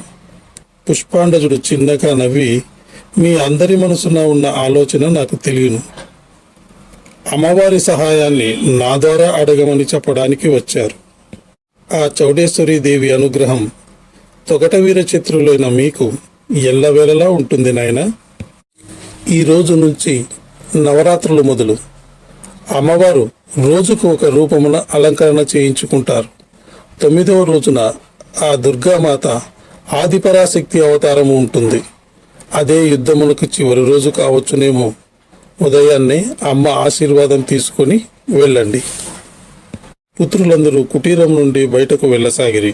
తండ్రి గారి మాటలలో ఆంతర్యం ఏమిటో తెలియక ఆలోచిస్తూ వెళ్ళసాగిరి. పెరటిలో నుంచి కుటీరంలోకి వస్తున్న పుష్పాండజుడికి కుమారులు వచ్చి నాతో మాట్లాడకుండా వెళుతున్నారు. నేను దగ్గరలోనే ఉన్నాను కదా, యుద్ధ విశేషాలు ఏమీ చెప్పకుండానే వెళుతున్నారు అని కొనసాగాను. యుద్ధరంగము చేరిన 360 మంది తొగటవీర క్షత్రియులకు ఈ మాయా మహిషాసురులను కాళ్ళు చేతులు వధించవలనా లేక తల వధించవలనా అన్న ఆలోచన చేయుచుండగా యుద్ధ ప్రారంభ శంఖము మోగినది. దుర్గామాతకు నమస్కరించి జై చౌడేశ్వరి అని పలుకుతూ ఒక్కొక్క మహిషాసుర తల ఖండించసాగిరి. మరలా పుడతారన్న ఆలోచన కూడా చేయకుండా వీర విహారము చేయసాగటి. మొదటి రోజులాగా శవాలు గుట్టలు గుట్టలుగా పడసాగాను. నిన్న రాత్రే అమ్మవారు తన వాహనమైన మృగరాజును పిలిచి, మృగరాజా, యుద్ధరంగం అంతయు నీ నాలుకను సూక్ష్మ రూపమున పరిచి 1000 సంవత్సరముల నుంచి వేచి ఉన్న నీ రుధిర జూహ తాపల్యమును తీర్చుకొను. ఒక్క చుక్క కూడా రణరంగము నుండి భూమి మీద పడరాదు అని తెలిపాను. సింహం జూలు విదిలించి గర్జన చేస్తూ యుద్ధరంగము చేరి తన నాలుకను ఎవరికీ కనిపించనంత సూక్ష్మ రూపమును పరిచి మాయారూపమును నిలుచుండెను. క్షత్రియ వీరులు సూర్యాస్తమయము దాకా యుద్ధము చేయుచు సూర్యాస్తమము అయిన తరువాత వెనుకకు తిరిగి చూసుగనగా చచ్చిన మహిషాసురులు గుట్టలు గుట్టలుగా పడి ఉండేది. ఒక్క మహిషాసురుడు కూడా 100 మంది మహిషాసురులు అవ్వలేదు. వీరులకు ఆశ్చర్యము కలిగినది. వారి సంతోషానికి అవధులు లేవు. అమ్మ ఆశీర్వాదం లభించింది అనుకుని జై చౌడేశ్వరి, జై జై దుర్గామాత, అమ్మ దుర్గామాత అంటూ దుర్గామాత పాదములపై పడి నమస్కరించిరి. ఆనంద తాండవము చేయసాగిరి. వీర క్షత్రియులలో చిన్నవాడిని ఎత్తుకొని అనుజా, నీ ఆలోచన అమ్మ విని అనుగ్రహించింది అంటూ అందరూ చిన్నపిల్లాడిని ఎత్తుకొని ఎగరసాగిరి. వీరులలో అందరికంటే పెద్దవాడు, సోదరులారా, ఇదే ఉత్సాహంతో యుద్ధము చేసిన సప్తాహ దినములలో విజయం సాధించవలే. నవరాత్రుల్లో చివరి రోజు అమ్మ దుర్గామాత కాళీమాత రూపమున మహిషాసురుడును వధించనని తండ్రిగారు ఇదివరకే చెప్పియున్నారు అని పలికెను.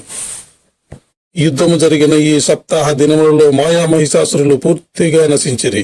చివరి 9వ రోజు రానే వచ్చెను. నిలువెత్తు మహావిగ్రహం. నేటి వరకు శాంతిమూర్తి వలె కనిపించిన అమ్మ నేడు కఠినాతి కఠినముగా కనిపించుచున్నది. అమ్మ వాహనమైన సింహరాజము నాలుక బయటకు చాసి గర్జన చేస్తూ ఉన్నది. మహిషాసుడు తన రథమునకు 12 మంది రాక్షస భటులను గుర్రములుగా కట్టి జంతువులు నరికే పెద్ద కత్తిని చేతబూని చూచుటకు భయంకరముగా ఉండెను. యుద్ధ శంఖము మోగినది.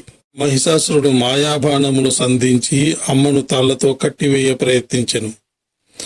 అమ్మ ఒక్క వేటుతో వాటిని నిర్జించి గదాయుధమును వదిలెను.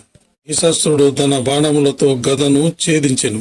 ఇలా వారు సంధించిన ఆయుధములను ఒకరినొకరు ఛేదించసాగిరి. ఎన్ని ఆయుధములు వదిలను ఫలితము లేదనుకున్న మహిషాసురుడు అగ్ని అస్త్రమును ప్రయోగించెను. భగభగ మండుతూ ఆకాశ మార్గాన అమ్మవారి వైపు వస్తున్న అగ్ని అస్త్రానికి విరుగుడు అస్త్రాన్ని సంధించే లోపు అగ్నిసెగ అమ్మకు సోకెను. ఆ సెగకు ఆవేశపూరితమైన అమ్మవారు మెడలో పెద్ద పుర్రెల దండ, 4 చేతులలోని ఆయుధములు, శరీరమంతా నీలివర్ణము, నుదుటున ఎర్రటి కుంకుమ, కోర దంతములు, ఎర్రటి నాలుక బయటకు చాసి కోపావేశములతో దిక్కులు పిక్కటిల్లేలా అరవసాగెను. అమ్మ వాహనమైన సింహరాజము నోరు తెరిచి మరింతగా గర్జించసాగెను. నిలువెత్తు దుర్గాదేవి ఆకారము కాళీమాతగా మారి అగ్నిమొలె ప్రజ్వలితూ సురోజములు వాయు వేగముల ఎగరసాగెను. ఆ అరుపులతో సర్వ లోకములు భయపడుచున్నవి. కాళీమాత కనులు ఎర్రటి అగ్ని గోళములే మండుచు సర్వ లోకమునకు వినబడినట్లు ఆహాకారము చేయుతూ కుడి చేతినున్న బాహుబలి ఖడ్గముతో మహిషాసుర తల తెగ నరికెను. సింహరాజము ఒక్క ఉదుటున ఎగిరి నరకాసుని తల కింద పడకుండానే గాలిలోనే నోటికరిచి మింగివేసెను. మహిషాసుర మొండెం నుండి ఎగసి పడుతున్న రక్తమును ఒక్క చుక్క కూడా కింద పడకుండా జుర్రు కొనసాగెను. సింహరాజము రుద్రదాహము తీరినది. అమ్మ ప్రళయకాల అవతారముతో ఊగసాగెను. తొగట వీర క్షత్రియులు అమ్మ ప్రళయకాళి అవతారము చూసి అమ్మను శాంతింపచేయుటకు 360 మంది వీరులు ఏక కంఠముతో శాంభవే అని ఖడ్గపద్యములు చెప్పసాగిరి. ముల్లోక దేవతలు కాళీమాత మీద పుష్పజలులు కురిపిస్తూ శాంతి వచనములు పలకసాగిరి. ఎట్టికేలకు అమ్మ శాంతించి అదృశ్యమాయను. తొగట వీరులను దేవతలు ప్రశంసిస్తూ పొగడసాగిరి. పుష్పాండజ, బ్రహ్మవరమును పుట్టిన నీకు మాతాశ్రీని తపస్సు చేయగా మాత ఇచ్చిన అక్షతలతో బగబగమండి హోమ గుండమున పుట్టిన ఈ 360 మంది తొగట వీరుల చరిత్రను, వీరి వీర పరాక్రమమును యుగ యుగాన కథలుగా చెప్పుకొనెదరు అని పుష్పాండ సమేత పుత్రుల మీద పూలజల్లు కురిపిస్తూ అదృశ్యమాయిరి.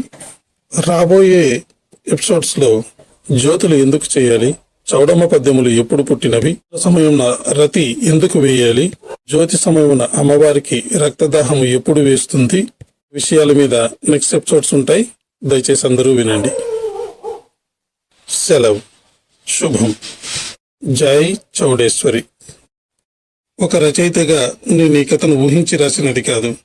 అనేక పుస్తకములు, గ్రంథములు పరిశీలించి కొన్ని సందేహాలను గూగుల్ ద్వారా తీర్చుకొని అక్కడక్కడ కథలోని చిన్న చిన్న భాగాలను తీసుకుని రాయడం జరిగింది. ఈ కథ ఊహ కాదు, నిజం. ఈ నిజమైన కథకు మాటలు, కథనం మాత్రమే నేను రాశాను. సెలవు. అందరికీ నమస్కారం. తొగట వీర క్షత్రియ చరిత్రలో భాగంగా పద్యం ఎలా పుట్టింది, జ్యోతి ఎలా పుట్టింది అనే వాటి గురించి తెలుసుకుందాం. కాళీమాత మహిషాసురుని వధించిన తర్వాత ప్రళయకాల అవతారంతో ఊగసాగెను. దాహం దాహం దాహం రా అని అరవసాగెను. తొగట వీరులు అమ్మ కాళీమాత అవతారం చూసి అమ్మను శాంతింపచేయుటకు 360 మంది తొగట వీరులు ఏక కంఠమున ఆహాశాంభవే ఆహాశాంభవే అని ఖడ్గపద్యములు చెప్పసాగిరి. కాళీమాత రూపమును వర్ణిస్తూ, అమ్మ ఆవేశమును కీర్తిస్తూ, రాక్షసవధ విధానమును పొగుడుచు అత్యంత ఆవేశపూరితంగా పద గంటువులతో పళ్ళు పటపట కొరుకుతూ, ఎడమ చేయి ముందుకు చాచుతూ కుడి చేయితో ఆహార్యము చేయుచు ఏక కంఠమున కఠినాతి కఠిన పదములతో, వీర విహార పదములతో ఖడ్గపద్యము చెప్పసాగిరి. ఈ విధంగా అమ్మవారి పద్యం, పాట పుట్టినవి అని చరిత్ర చెప్తోంది. అప్పటి నుంచి అమ్మవారి జ్యోతి సమయమున మరియు చౌడమ్మ పూజ సమయమున పెళ్లి సందర్భాలలో పూజా కార్యక్రమాలను అనుసరించి పద్యం చెప్పెదరు తొగట వీరులు. నిజానికి ఈ చౌడమ్మ పద్యాలు, పాటలు ఎవరూ రాసినవి కాదు.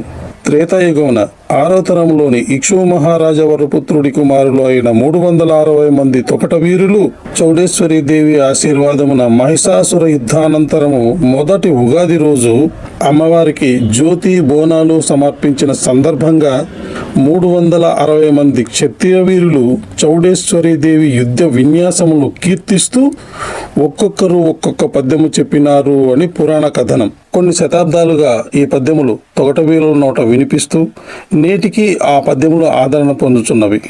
కొంతమంది తొగట వీరులు అచ్యుతపురు లేకుండా ఆవేశముతో ఈ పద్యములు చెప్పినప్పుడు నేటికి కొంతమంది మహిళలకు, చిన్నపిల్లలకు అమ్మవారి పూనకములు వచ్చుచున్నవి అని వింటూనే ఉన్నాం. అంతటి ప్రభావిత మహిమాన్విత కలవి ఈ పద్యములు. నేటికి చౌడేశ్వరి దేవి గుడిలో విగ్రహం ముందు నిలబడి ఖడ్గ పద్యములు చెప్పుచున్నప్పుడు మిత్ర బృందం అందరూ ఒక్కసారిగా బలరే అన్నప్పుడు ప్రశాంతంగా ఉన్న అమ్మవారి ముఖం చివరకు ఆవేశంగా కనిపిస్తుంది. ఇది నేటికి మనం గమనించవచ్చు. పద్యం చెప్పే విధానాన్ని బట్టి అమ్మవారి ముఖ కవళికలు మారుతూ ఉంటాయి. కొంతమంది తొగట వీరులు పద్యం చెబితే కూర్చున్న అమ్మవారు లేచి వచ్చేలా కనిపిస్తుంది. నా చిన్నప్పుడు ఇలాంటి సంఘటనలు చాలా విన్నాను, చూశాను. మా నాన్నగారితో కలిసి పొద్దుటూరు, జమ్మలమడుగు, కమలాపురంలో జరిగే జ్యోతి ఉత్సవాలకు చాలాసార్లు వెళ్ళాం. తాంబూల సమయంలో నాన్నగారిని రేనాటి బాలన్న అని చాలామంది పిలిచేవారు. మా నాన్న పద్యాలు చాలా ఆవేశంగా చెప్పేవారు. నాకు నా పిల్లలకు పద్యాలు రావు అనుకోండి, ప్రయత్నించలేదు కూడా. మా ముత్తాత కాలంలో చౌడమ్మ నేను వస్తాన్రా అని వంట పడేదట. సరే రా అని తిరిగి చూస్తే 2 అడుగుల విగ్రహం కనిపించిందట మా తాతగారికి. ఇంటికి తీసుకెళ్లి ఒక చెట్టు కింద పెట్టి పూజలు చేసేవారట. కాలక్రమంలో ఆ విగ్రహానికి బండి ఇరుసు తగిలి విగ్రహం పాడైపోయిందట. అప్పటి నుంచి ఇంట్లోనూ ఊర్లోనూ అశుభాలు ఎక్కువ జరిగాయట. విగ్రహాన్ని, కొమ్మును, బూరలు, గొడుగులు ఇలా వస్తు సామాగ్రి అంతా కదిరి తాలూకాలోని ఒక కొండ గుహలో వదిలేసి వచ్చారట. ఆ ఊరి పేరు చెప్పదలుచుకోలేదు. నాన్నగారు ఉన్నంత వరకు అప్పుడప్పుడు వెళ్ళి పూజ చేసుకొని వచ్చేవాడు. నేను ఎప్పుడు వెళ్ళలేదనుకోండి. సరే, నేను ఏదో విషయం మాట్లాడుతున్నాను. మనం పద్యం అనే అంశంలోకి వచ్చేద్దాం. పద్యాలు, పాటలు, హారతులు ఇలా అన్నీ కలిపి 360 రకాలు ఉన్నాయి. ఇందులో కట్టు పద్యాలు, కలస పద్యాలు, ఖడ్గ పద్యాలు, జ్యోతి పాటలు, లాలి పాటలు, ఆనందం పాటలు, మంగళహారతి పాటలు ఇలా అనేక రకాలు ఉన్నాయి. వాడుకలో మాత్రం ఖడ్గ పద్యాలు, జ్యోతి పాటలు, ఆనందం పాటలు ఎక్కువగా వినిపిస్తూ ఉంటాయి. ఎక్కువ సమయం ఉన్న పాటలు, పద్యాలు వదిలేసి తక్కువ సమయం ఉన్న వాటిని ఎంచుకోవడం వలన ఇప్పటికే చాలా పద్యాలు, పాటలు మరుగున పడ్డాయి. జ్యోతి సంబరాల్లో పాటలు, పద్యాలు మొక్కుబడిగా కంఠస్థ చేసి చెప్తున్నారు తప్ప పదాలను, అందులోని భావాలను, భాషను అర్థం చేసుకొని చెప్పడం లేదు. నిజానికి ఎవరైనా సీనియర్స్తో ఇక్కడ ఒక మంచి ఖడ్గ పద్యం రికార్డ్ చేద్దాం అనుకున్నాను. కానీ చాలామందితో పద్యాలు విన్నాను. దాదాపు ఒక 15-20 మందితో ఎలా పాడతారో చూద్దామని విన్నాను. నా రీచ్కు వాళ్ళు ఎవరూ తగలలేదు. అందుకని నేను ఆ పద్యం వినిపించలేకపోతున్నాను. పద్య పదాల్లోని అక్షర నుడికారాలను, వాటి హెచ్చు తగ్గులను అర్థం చేసుకొని పద్య సారాంశంలోని ఆవేశమును కూడా అర్థం చేసుకొని చెప్పవలను. ఖడ్గ పద్యం ఎప్పుడు కంఠస్థ చేసి చెప్పకూడదు. పద్యంలోని సారాంశాన్ని అర్థం చేసుకొని చెప్పాలి. పద్యవాక్యం చివరిలో భలరే భలరే అన్న పదం కూడా పద్యవాక్యంలోని చివర భలరే అన్న పదం ఉంటుంది చూడండి. దాదాపు వారం రోజులు అన్నము నీళ్లు మానేసి బలరే బలరే అంటే ఎలా ఉంటుందో అలా చెప్తున్నారు ఇప్పుడు. భలరే భలరే అన్న కోరస్ సౌండ్ ఎంత గట్టిగా చెప్తే పద్యం చెప్తున్న వాడికి అంత ఊపు వస్తుంది. కాళీయుక్తనామ సంవత్సరం ఆషాఢం ఆదివారం అమావాస్య అంతకాల సమయమున 7 గ్రహాలు కర్కాటక రాశిలో ఉండగా శ్రీ చౌడేశ్వరి దేవి అవతరించింది అని పురాణ కథ. ఇది దేవళ మహర్షి చరిత్రలో ఉంది. 7 గ్రహాలు ఒకటే రాశిలో రావడం అనేది ఒక అద్భుతం. పద్యం అనే అంశం ఇంతటితో ముగిస్తున్నాను. పద్యం ఎలా పుట్టిందో ఇప్పుడు అందరికీ తెలిసే ఉంటుంది. ఇప్పుడు మనం జ్యోతి గురించి మాట్లాడుకుందాం. జ్యోతి ఎలా పుట్టింది? తొగట వీర క్షత్రియులు జ్యోతి పండగ చేసుకుంటారు ఉగాది రోజు నందవరంలో. అది అందరికీ తెలిసిన విషయమే. ఆ జ్యోతి ఎలా పుట్టింది అనే అంశం గురించి ఇప్పుడు మీకు వివరిస్తాను. యుద్ధం తర్వాత క్షత్రియ వీరులు చెప్పిన పద్యములకు కాళీమాత రూపము శాంతించసాగాను. దేవతలు పూడజలులు కురిపిస్తూ శాంతివచనములు పలుకుతూ బ్రహ్మ, అమ్మ మహిషాసుర వధతో ముల్లోకాలు మిమ్మల్ని కీర్తిస్తున్నవి తల్లి. వసంత ఋతువులో వచ్చు ఉగాది రోజున మీ చోదరి చౌడేశ్వరి దేవి ఉత్సవాలలో జ్యోతివై వర్ధిల్లి నీ రుధిరదాహం తీర్చుకొని ప్రజలను దుష్ట పీడగ్రహముల నుండి కాపాడేదవుగాక అని పలికెను. ఆ విధంగా నందవరం చౌడేశ్వరి దేవి ఉత్సవాలు ఉగాది నెలలో జరుగుతున్నవి. దేశంలోని నలుమూల నుంచి తొగట వీరులు ఉగాది రోజు నందవరం వచ్చి ఈ జ్యోతి ఉత్సవాలలో పాల్గొనేదారు. పద్యం పుట్టుకకు అమ్మ ఆహార్యం కారణమైతే జ్యోతి అనేది అమ్మ బ్రహ్మవరమున కాళీమాత ప్రతిరూపం అయ్యింది. కాళీమాత ప్రతిరూపమైన జ్యోతిని ఒక్కో ప్రాంతంలో ఒక్కో విధంగా అలంకరిస్తారు. బోడి జ్యోతి, గంపజ్యోతి, తలుకుల జ్యోతి, ఇలా వేరు వేరు ప్రాంతాల్లో వేరు వేరు రూపాల్లో జ్యోతిని తయారు చేస్తారు. బెల్లం, పానకం, గోధుమ పిండి, బియ్యం పిండి, నెయ్యి, ఈ పదార్థాలన్నీ ముద్దలా అయ్యే వరకు మిశ్రమం అంతా కలుపుతూ కొంతమంది జ్యోతిని అచ్చులో తయారు చేస్తారు, కొంతమంది చేతితోనూ తయారు చేస్తారు. జ్యోతి తయారు చేయు తొగట వీర బృందం చన్నీటి స్నానం చేసి ఉపవాసంతో ఈ జ్యోతిని తయారు చేస్తారు. ముఖ్యంగా ఈ జ్యోతి ఉత్సవాలు రాత్రిపూట జరుగుతాయి.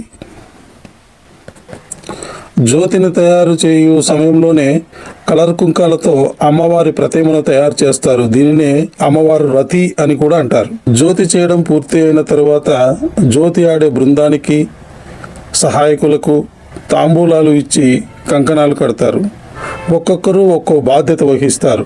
ఒకరు కోబలే అంటూ నిమ్మకాయలు కోస్తారు, మరొకరు బలిచాట పట్టుకుంటారు, ఆనందమాడేవారు, గుమ్మడికాయలు కొట్టేవారు, పొట్టేళ్ళు కోళ్ళు కోసేవారు, జ్యోతి నెత్తిన పెట్టుకుని ఆడేవారు. ఇలా వారి వారి బాధ్యతలు వారు నిర్వహిస్తామని అమ్మవారి ఎదుట ప్రమాణం చేసి కంకణాలు కట్టుకుంటారు. రాత్రి 2 లేదా 3 గంటల ప్రాంతంలో జ్యోతులు నెత్తిన పెట్టుకొని అందరూ తూర్పు ముఖం చేసి గుడి ముందర నిల్చుంటారు. గుడి పూజారి అందరికీ హారతి ఇచ్చి నిమ్మకాయలు దిష్టి చేసి జ్యోతిని ఎత్తుకున్న వారి ఎడమకాలి కింద నిమ్మకాయ పెడతారు. తర్వాత గుమ్మడికాయను దిష్టి తీసి నేలకేసి కొడతాడు. నిజానికి గుమ్మడికాయ నేలకేసి కొట్టినప్పుడు అది 4 భాగాలుగా విడిపోవాలి. అది ఊరి 4 దిక్కులకు బలి సంకేతం. తర్వాత నల్ల మేకపోతును ఒక్క వేటున నరకాలి. అది మహిషాసుర వధకు సంకేతం. బ్రహ్మ చెప్పినట్లు శాంతి రూపమును ఉన్న కాళీమాతకు మొదట రుధిర దర్పణం అంటే అమ్మవారికి దాహం తీర్చడం అన్నట్లనమాట. జ్యోతినెత్తుకున్న కంకణదారులు ఎడమకాలి కింద ఉన్న నిమ్మకాయను తొక్కి ఊరేగింపుకు బయలుదేరుతారు. జ్యోతిని ఎత్తుకున్న వారి చుట్టూ ఆనందం వేసేవారు గుండ్రంగా నిలబడి పాట పాడుచు, తాళాలు కొట్టుచు, పాటకు అనుగుణంగా కాళ్ళు కలుపుతూ ఉంటారు. మధ్యలో జ్యోతిని ఎత్తుకున్న వారు పాటకు అనుగుణంగా నాట్యం చేస్తూ ఉంటారు. దీనినే వెస్టి నృత్యం అని అంటారు. నిజానికి పాటలు పాడడం, కాళ్ళు కదపడం, నాట్యం చేయడం అనేది తెలుసు, కానీ మనందరికీ ఈ నాట్యం పేరు వెస్టి నృత్యం. వెస్టి నృత్యం అంటే జ్యోతి పాటకు అనుగుణంగా ఆడే డ్యాన్స్ అన్నమాట. రాత్రి 2 లేదా 3 గంటలకు బయలుదేరి వీధి వీధి తిరుగుతూ ఊరి పొలిమేర దేవత దగ్గరకు చేరుకుంటారు. అప్పటికి ఉదయం 8 లేదా 9 గంటలు అవుతుంది.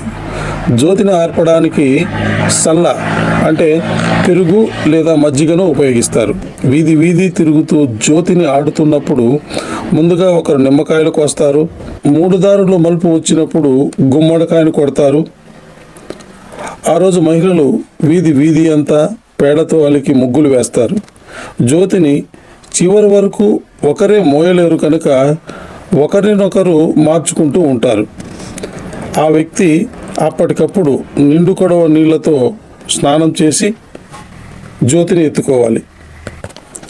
జ్యోతిని ఎత్తుకున్నవారు తాళాలకు, డప్పు వాయిద్యాలకు అనుగుణంగా అడుగులు వేస్తూ, చేతులు గాలిలో ఊపుతూ, తలపై ఉన్న జ్యోతి కింద పడకుండా గిర్రున తిరగడం, నేలపై కూర్చోవడం, నేలపై ఉన్న నిమ్మకాయలు, డబ్బులు నోటితో వండుకోవడం, అమ్మవారి విగ్రహం ఊరేగింపుగా వస్తున్నప్పుడు జంతు బలులు ఇస్తారు, కొబ్బరికాయలు కొడతారు. నిజానికి పూర్వం ఇలా ఉండేది కాదట. మొదట అమ్మవారి గ్రామోత్సవ విగ్రహం ముందు వెళ్తుంది. తర్వాత ఆ వీధుల గుండా జ్యోతిని ఎత్తుకున్న బృందం వెళ్తారట. ఎందుకంటే అర్ధరాత్రులు జ్యోతిని ఎత్తుకుని వీధి వీధి తిరుగుతున్నప్పుడు దుష్టశక్తుల ప్రభావం వలన జ్యోతి ఆరిపోతే ప్రమాదం ఉందని ముందుగా అమ్మవారి విగ్రహం వెళ్తే అమ్మవారి చూపు పడినంత దూరం ఏ దుష్టశక్తి ఉండదని అలా చేసేవారట. ఇప్పుడు అంతా రివర్స్ అయింది. మొదట జ్యోతులు వెళ్తాయి, తర్వాత అమ్మవారి బండి వెళ్తుంది. ఇది జ్యోతికి సంబంధించిన కథ. వచ్చే ఎపిసోడ్లో జ్యోతికి సంబంధించి జ్యోతి మహత్యం, వాటి గురించి చిన్నప్పుడు నేను విన్నవి, పూర్వం జరిగినవి కొన్ని కథలు మీతో పంచుకోదలుచుకున్నాను. తొగట వీర క్షత్రియ చరిత్ర 6వ భాగానికి స్వాగతం. పద్యం ఎలా పుట్టింది అని పోయిన ఎపిసోడ్లో తెలుసుకుందాం. జ్యోతి ఎప్పుడు ఎలా మొదలైంది అని ఈ ఎపిసోడ్లో తెలుసుకుందాం. పద్యం ఎప్పుడు పుట్టింది, జ్యోతి ఎప్పుడు పుట్టింది, రెండో భాగానికి స్వాగతం. నా చిన్నప్పుడు మా అమ్మమ్మ చెప్పిన విషయాలు మీకు కొన్ని ఇప్పుడు తెలియజేస్తాను. పూర్వం దొమ్మరనంద్యాల అనే ఊర్లో ఎర్రప్ప అనే ఒక తొగటవీర క్షత్రియ కులానికి చెందిన పెద్ద మనిషి ప్రతి సంవత్సరం జ్యోతి ఊరేగింపు చేసేవాడట. పెళ్ళి అయిన మొదటి సంవత్సరం అని కూతురుని అల్లుణ్ణి పండగకి పిలిపించాడట ఎర్రప్ప. సహజంగా కులస్తుల్లో పెద్ద మనిషిగా అనుకున్న వారింటి నుంచి మొదట పానకం పన్యారం గుడి దగ్గరికి రావడం అనేది ఒక ఆనవాయితీ.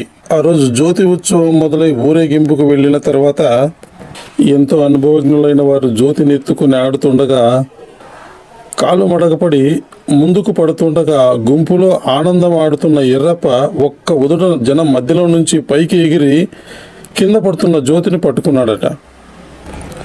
అక్కడున్న జనమంతా ఆశ్చర్యపోయారు. ఎందుకంటే ఎర్రప్పకు కుడికాలు అవిటి, సరిగా నడవలేడు.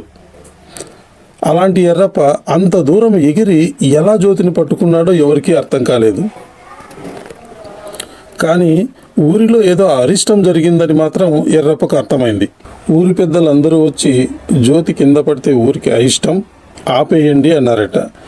ఎర్రప్ప ఊరి పెద్దలతో, అయ్యా, ఎప్పుడూ జరగనిది ఈరోజు ఎందుకు ఇలా జరిగిందో తెలియదు. నరసింహ మామ ఏమన్నా చిన్నపిల్లాడా? 20 ఏళ్ళుగా జోటి ఆట ఆడుతున్నాడు, మీ అందరికీ తెలిసిందే. ఆ చూడమ్మ ఎందుకు ఇలా ఆటాడుకుంటుందో తెలియదు. ఆ అమ్మకు మేము ఏమీ తక్కువ చేయలేదు. జ్యోతి తిరణాలు ఆపితే అది మా కులస్తులకు చాలా అవమానంగా ఉంటుంది. ఇక మీదట ఏ పొరపాటు జరిగినా పూర్తి బాధ్యత నాదే, నన్ను నమ్మండి అయ్యా అని ఎర్రప్ప ఊరి ప్రజలతో అన్నాడట. నిజంగా ఈ జ్యోతి తిరణాల్లో ఏదైనా అరిష్టం జరిగితే ముందు నేనే బలవుతా అన్నాడట ఎర్రప్ప. ఉత్సవం మొదలైంది. అంతా సజావుగా సాగుతోంది. ఎర్రప్పకు అనుమానం వచ్చి ఇంటికి వచ్చి చూశాడంట. ఇంట్లో వెలిగించిన దీపం ఆరిపోయిందంట. కూతురు, అల్లుడు, భార్య ఊరేగింపులో ఉన్నారు. ఎర్రప్పకు విషయం అర్థమైంది. ఎర్రప్ప ఇంట్లో ఉన్న వేట కొడవలి తీసుకొని కొబలే అంటూ కుంటుకుంటూ ఆవేశంగా అరుస్తూ వస్తున్నాడట. అందరూ భయంగా చూస్తున్నారు. ఎర్రప్ప ఎవరినో వెతుకుతున్నట్లుగా అర్థమైంది అక్కడ ఉన్న వారందరికీ. కోబలిగా అంటూ వస్తున్న ఎర్రప్పను చూసిన అతని భార్య కూతురు వైపు చూసింది. కూతురు కోసం వెతుకుతున్నాడు అని అర్థం చేసుకున్న భార్య చాటుగా వెళ్ళి కూతురు చేయి పట్టుకొని జనంలో నుంచి వెళ్ళపోసాగింది. అది గమనించిన ఎర్రప్ప కోబలిగా అంటూ కూతురు వైపు పరిగెత్తసాగాడు. విషయం తెలిసిన గ్రామస్తులు, తోటి కులస్తులు ఎర్రప్పను పట్టుకోబోయేవారంట. కోబలే అంటూ వారి మీదకి కూడా కత్తెత్తాడంట ఎర్రప్ప. భార్య ఆ వీధిలో వేరే వాళ్ళ ఇంట్లోకి దూరి తలుపేసుకుంది. ఎర్రప్ప కుంటుకుంటూ వెళ్ళి తలుపును కొడవలతో బాధసాగాడట. కొడవలి తీసుకుని తలుపులు బద్దలు కొట్టసాగాడట. బయటికి రావే, ఫస్ట్ నువ్వు బయటికి రావే అంటూ అరవసాగాడట. తప్పు జరిగిందయ్యా, నాకు తెలియదయ్యా, అది చిన్నపిల్లయ్యా, వద్దయ్యా అంటూ లోపల భార్య ఎర్రప్పను వేడుకుంటోంది. ఈలోగా జ్యోతి ఆడుతున్న ఒకరు వచ్చి, ఎర్రప్ప, జ్యోతి ఆరిపోయిందప్పా అన్నాడంట. ఎర్రప్పకు మరింత ఆవేశం వచ్చింది. అప్పటికి కానీ ఊరు ప్రజలకు అర్థం కాలేదు ఎర్రప్ప కూతురు బహిష్టుతో జాతరలోకి వచ్చింది అని. ఊరి జనాలు వచ్చి ఎర్రప్పను శాంతపరుస్తున్నారట. అయ్యా, మీరెవ్వరూ మాట్లాడద్దు. అమ్మోరికి దాన్ని బలిచ్చి రక్తం చుక్క పెడితే గాని అమ్మ శాంతించదు, లేదంటే ఊరికి అయిష్టమయ్యా. లోపల నుంచి ఎర్రప్ప కూతురు, నాన్న, నన్ను చంపొద్దు నాన్న, నాకేం తెలియదు నాన్న అంటూ వేడుకోసాగింది. కన్న కూతుర్ని నరకాలన్న ఎర్రప్పను చూసి ఊరి జనమంతా ఆశ్చర్యపోతున్నారు. ఒకవైపు కన్న కూతురు చావు, మరోవైపు భార్య వేడుకుంటోంది, చంపద్దయ్యా, తెలియక చేసిందయ్యా అని. జ్యోతి ఆరిపోయింది. ఎర్రప్ప జ్యోతుల దగ్గరికి పరిగెత్తుకుంటూ వస్తున్నాడు. తలుపు దగ్గర అలికిడి కాకపోవడంతో ఎర్రప్ప భార్య వాకిలి తీసింది. పరిగెత్తుతున్న ఎర్రప్పను చూసి అక్కడున్న వారితో, అన్నా, ఆయన కాపాడండి అన్నా, ఆయన కాపాడండి అన్నా ఆయనే అమ్మవారికి బలి అవ్వడానికి వస్తున్నాడు, ఆయన కాపాడండి అన్న అంటూ అరవసాగింది అతని భార్య. ఈ తతంగమంతా ఊరి జనం చూస్తూ ఉన్నారు తప్ప ఎవరూ ముందుకు రావడం లేదు. ఎర్రప్ప ఆరిపోయిన జ్యోతి దగ్గరికి వచ్చి, నరసింహమ్మ జ్యోతిని కిందికి దించు అన్నాడంట ఆవేశంగా. నరసింహులు భయంగా జ్యోతిని కిందికి దించాడు. కోబలే కోబలిగా, కోబలే కోబలిగా ఎర్రప్ప తన తలను నరుకుకోబోయాడు. భార్య వచ్చి వెనక నుంచి ఎర్రప్పను ముందుకు తోసేసింది. ఎడకు పడవలసిన కొడవలి చేతికి తగిలి చేయి ఎగిరిపడింది. చేతిలో నుంచి కారుతున్న రక్తాన్ని జ్యోతికి పట్టాడు. తొగటవారు అందరూ నిమ్మకాయలు కోసి గుమ్మడికాయలు కొట్టి కోబలే కోబలిగా, కోబలే కోబలిగా, కోబలిగా కోబలిగా అంటూ అరవసాగారు. ఉన్నట్లుండి జ్యోతి భగ్గున వండి వెలగసాగింది. ఎర్రప్పకు మైకం వచ్చి కింద పడ్డాడు. నరసింహులు తెగిపడిన చేయి తీసుకొచ్చి ఎర్రప్ప భుజానికి పెట్టి అమ్మ బండారు తీసుకొని తెగిన చోట చుట్టూ పట్టించి టవాలు కట్టి రాక్షస ఖడ్గపద్యములు చెప్పసాగాను. మరోవైపు మాదిగలు తప్పెట్లు పెద్ద శబ్దంతో కొట్టసాగిరి. ఉరిమి ఎగిరి పద్యములు చెప్తున్న ఎర్రప్ప నోట్లో నుంచి రక్తం రాసాగాను. రక్తముతో వెలుగుతున్న జ్యోతి మరింత ఎక్కువ మండసాగాను. ఎర్రప్పకు మెలకు వచ్చి చూడసాగాను.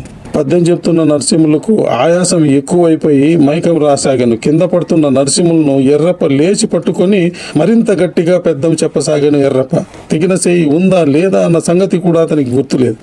తెగిన చేయి వెనుకకు ముందుకు చదువుతూ పద్యములు చెప్తున్నాడు. అలా తెగిన చేయి అతుక్కుంది, ఆరిన జ్యోతి వెలిగింది. ఆ కాలంలో అంతటి భక్తి ఉండేది.